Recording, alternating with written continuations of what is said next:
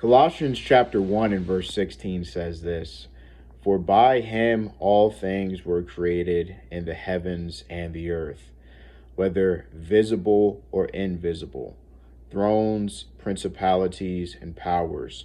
All things were created through him and for him." Paul in that passage is talking about Jesus, the preeminent Lord.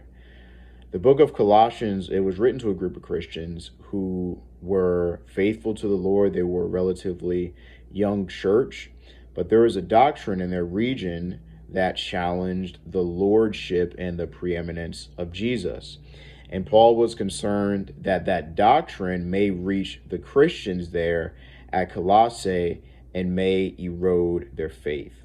So Paul spends a lot of time in the book of Colossians focusing on the preeminence of Jesus and how his preeminent lordship, how his nature being the fullness of God, how him having all the fullness of deity dwelling in bodily form completes the church, and why the members of his body, his disciples, don't need to succumb or submit to any sort of false doctrine, any vain philosophy that goes against the lordship of Jesus Christ.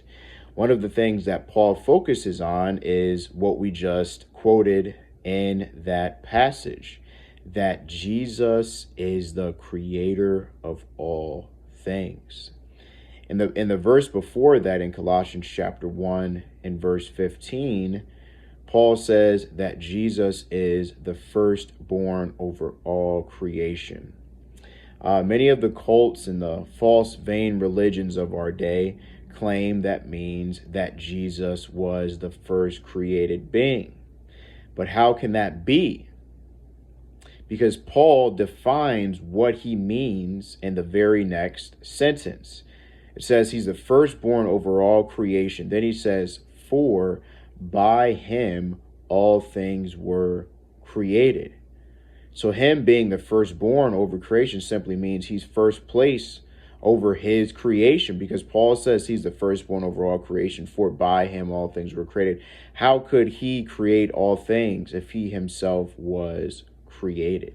So to wrap this up in a nice bow, God wants us to know that he is Lord and he is Christ, that he is the preeminent one, that he is God incarnate. God wants us to believe that, to be rooted in that, and to be grounded and faithful with that.